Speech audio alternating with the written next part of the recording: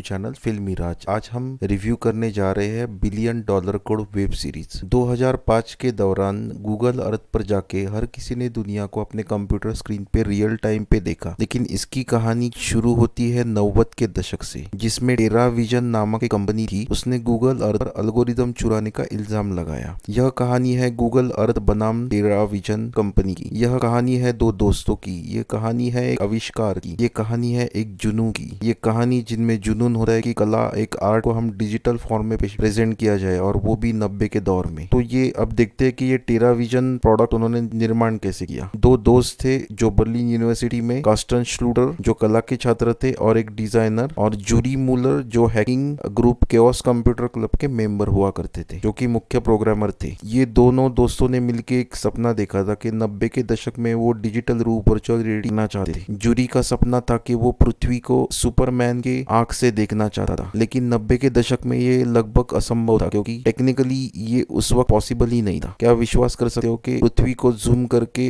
देखना है, उसके लिए मिलियंस ऑफ मैप्स लगते, और उस वक्त कंप्यूटर की मेमोरी और प्रोसेसर बहुत कम हुआ करती थी, और जो super power processor OLX engine था वो बहुत महंगा हुआ करता था। तो ये दोनों ने मिलके डॉयचे टेलीकॉम से इन्वेस्टमेंट लिया और उन्होंने सबसे महंगा ओनिक्स इंजन खरीदा, और ओनिक्स इंजन के मदद से इन्होंने पूरा एप्लीकेशन डेवलप करके क्योटो कॉन्फ्रेंस में उसको प्रदर्शित किया, और उस वक्त की यह बड़ी सफलता थी। और हैरानी की बात थी कि क्योटो कॉन्फ्रेंस में हर कोई टेराविजन के बारे में ही बात कर रहा था। हर कोई आके उस काउंटर पे अपना होम टाउन या फिर दुनिया भर की विविध जगह पे वो जाके जूम करके देखते थे और हैरान होते थे कि ये कैसे पॉसिबल है। और इसी हिट के चलते हर कोई टेराविजन के बारे में ही बात करता रहा, और बहुत सारे सम्मेलनों में उसे प्रदर्शित करने का मौका मिला। दुनिया के टॉप मैगजीन में ये दोनों छा गए थे। इसी वक्त एंडरसन नामक कैरेक्टर की एंट्री होती है। ये वही एंडरसन होता है जिसकी खुद की एक सिलिकॉन ग्राफिक्स करके कंपनी होती है, जिससे उन्होंने ओनिक्स इंजन बनाया था, और टेराविजन भी ओनिक्स इंजन के पर ही बनाया गया था। तो इन लोगों, लेकिन यहाँ पे आप एक समस्या थी कि जूरी मूलर जो था, he was so much inspired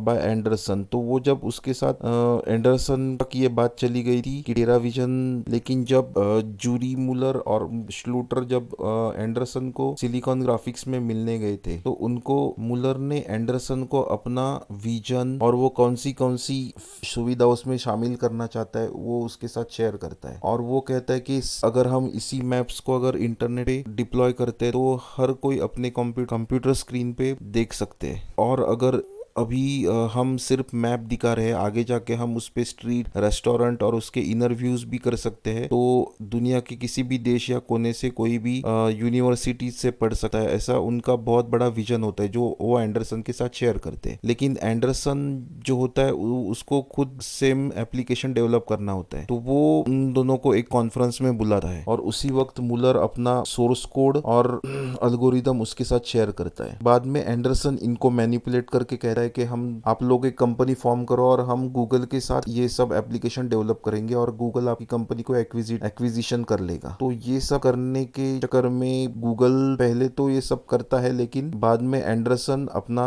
इनका दिया हुआ सोर्स कोड और एल्गोरिदम गूगल को बेचता है, और गूगल अपना एक्विजिशन कैंसिल कर देता है। तो यहाँ से शुरू होता है कि मुकदमा, कॉपीराइट इंफ्रिंजमेंट का मुकदमा चलाता है। इसमें कौन जीतता है ये मैं आपको नहीं बताऊंगा, उसके लिए आपको ये सीरीज देखनी पड़ेगी। अब चलते हैं इस सीरीज के हाइलाइट्स पे। ये सीरीज देखना दिलचस्प है क्योंकि वो इनोवेशन के प्रति जो जितने वो पैशनेट होते हैं, उनको अपना विजन किसी के साथ शेयर नहीं करना चाहते। शुरुआती के दौर में जो वो प्रेजेंस ऑफ माइंड दिखा के डॉयचे टेलीकॉम को ट्रिक करते हैं, उनके एप्लीकेशन में कुछ बग्स आते हैं, उस वक्त वो टोटल टीम लॉस्ट होती है, लेकिन फिर भी वो अपने इंटेलिजेंस के साथ वो रिजॉल्व कर देते हैं। वो उस वक्त वो सोचते हैं 90s के दौर में कि जर्मनी में वो सिलिकॉन वैली का निर्माण करे, और कोर्ट के कचहरी में वो सब गूगल ने उनका एल्गोरिदम कैसे चुराया था उसके लिए वो हर कोशिश करते हैं। तो ये पूरी 4 घंटे, दोस्तों मैं आपसे कहूंगा कि ये सीरीज आप हर किसी, दोस्तों मैं आपसे तो ये सीरीज मैं रेकमेंड करूंगा अगर आप टेक्नोलॉजिकल थिंग्स में इंटरेस्टेड हो, और एक अच्छी कहानी है। और स्ट्रीमिंग और अवधि की बात करें तो ये नेटफ्लिक्स पे 1 आवर के 4 एपिसोड है, और इंग्लिश या जर्मनी